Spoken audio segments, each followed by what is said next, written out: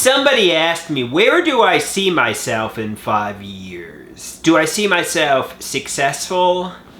Well, I've had hope for the longest time that I would be rich from the social media content, but I'm starting to lose hope.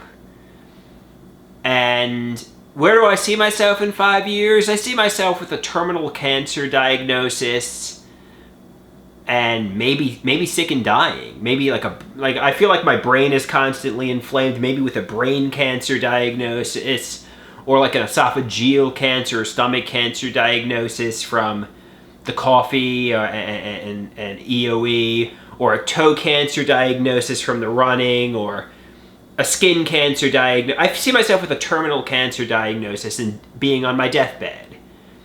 Somebody says, that's hypochondriasis, Andrew. And think of your mother. I'm 37 years old, and for the past 37 years, she's been on her deathbed, and she's healthy at like 67 years old, you know.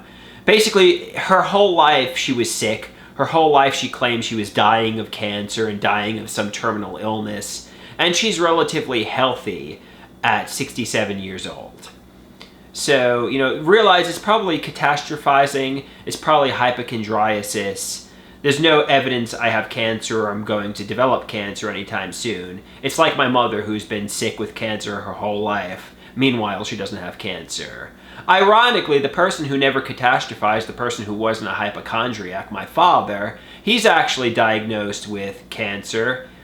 And, you know, he was the one, you know, who never really worried about it. So it goes to show, my mother always claimed she would never make old bones, and here she is, you know, making old bones.